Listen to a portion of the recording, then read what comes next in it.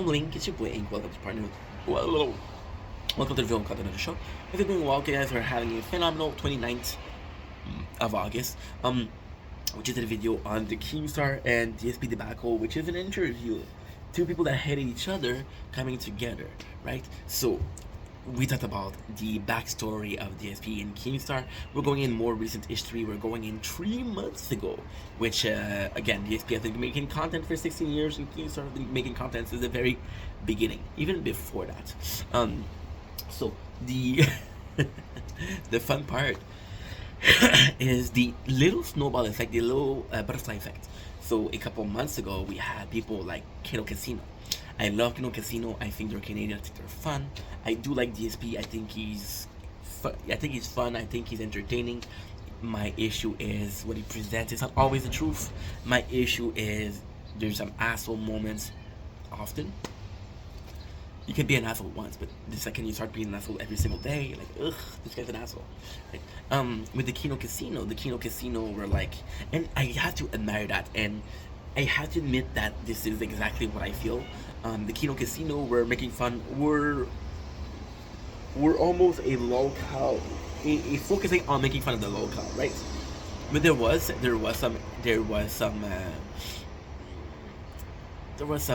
bit of moral. The Kino Casino guys have a lot of morals. They'll go after Boogie, they'll go after RTU. Right? Well, they'll go after RTU. RTU is an asshole who constantly troll Phil because he thinks he's through to Phil, but he's not through to Phil. And Boogie, who's a lying sack of shit. Sorry, Bookster, you're a piece of shit. That's what I think. See, they had this, and it constantly talked about the Kino Casino. Whenever they talk about Kino Casino, they were like, yo, somebody talked about him and he said fuck you. It was, you could tell in their voices, you could tell in the elocution, you could tell in the speech they were having that there was some respect in there, right? So DSP, the Kino Casino, they respected the DSP guys. The craziest thing happened. DSP trusted them. DSP did an interview with them. So we're having the same thing as a side-scroller podcast. However, this is the good thing. This is the good timeline. This is a timeline where Zelda killed Ganondorf. A little gameplay here, a little game theory here, because we're talking about gamers, right? And it was fun because DSP was like, yo, you guys are actually caring about me. So, and again, it's weird because it was a win-win.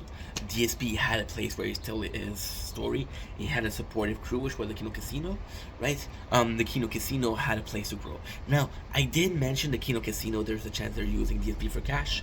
They're using DSP for view. They're using DSP for visibility. They still respect DSP, right? And as long as there's this line of respect, I don't need to like to working with you.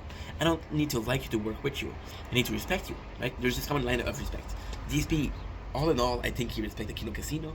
In Kino Casino, I think they're respecting DSP. Now, with the Kino Casino, the fan of Kino Casino, so, okay, kind of complicated, but not so much. Pretty logic, actually. So the fan of Kino Casino are watching a podcast about drama. So their point of interest, their demographic, the point of interest is drama. So the second DSP starts with drama, the Kino Casino viewers are like, oh yeah, DSP. And DSP likes to say that he's not involved in drama, but that's all he does is drama. And so when the fan of Kino Casino, they were like, yo, we like DSP. And DSP had a wave of positivity, which was the first one he had in years. The first one he had since I don't fucking know when. And he had a huge wave of positivity. So DSP, the problem also with DSP is he's not necessarily an asshole. He gets trolled so often, and he constantly has his guard up.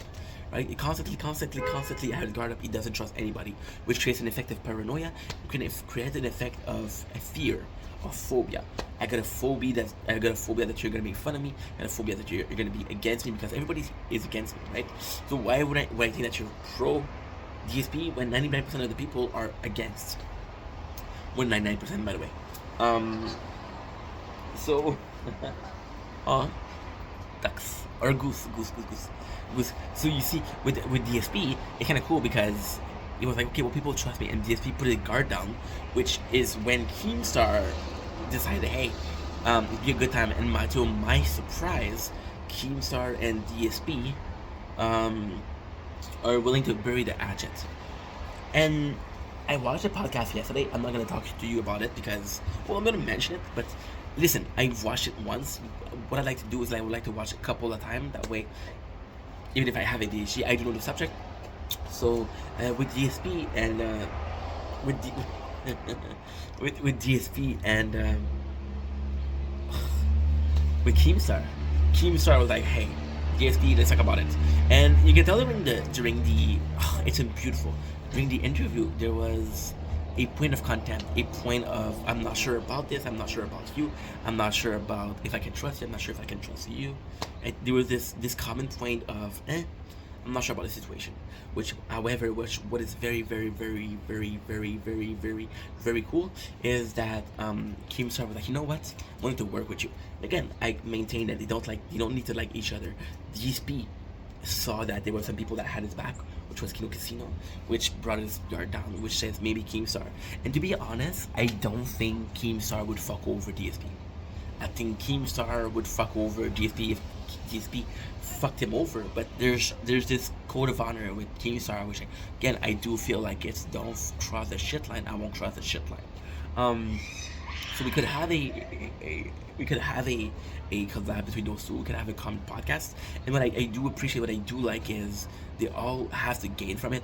What I do like, what I do appreciate is they're working together and the effect of, hey, we can do it together, right? And again, it would, even if it would be a relationship of a relationship of business, still kind of cool. I do want those two to work together because at the core they're very, very similar. At the core they're both people that have suffered a lot. At the core they're both in a place where they say fuck you because they've been fucked with a lot. See, my thing with the podcast yesterday, it was beautiful because it was people that didn't trust each other that could come together. It was people that doubted each other that could come together. It was a really sweet moment from DSP. DSP was a really sweet moment, but DSP is a liar. He's also a manipulator. So there's a chance that he was lying. I want to give him the benefit of the doubt. Keemstar is smart. He would have noticed. The main point of the podcast is we created a bridge, and that bridge can be crossed however time it needs to be crossed. If it's once, it's once. If it's twice, it's twice. If it's four times, it's four times. You know, that's positive. That's pretty much it. That's pretty much it. I mean, there was some good moment. There was a moment that jumped at me. There was moments where DSP mentioned that he wished he was at the point where Keemstar is, and I really felt that it really troubled me because Keemstar is an asshole. Because he's an asshole, he got popular, and DSP was an asshole, and because he was an asshole, even if you look at pre YouTube, if you look at the Street Fighter Day, DSP was an asshole, a huge asshole. So why did Keemstar manage and DSP didn't? Because Keemstar once again had a line not to cross. DSP would cross that line no matter what. Keemstar also had the backing.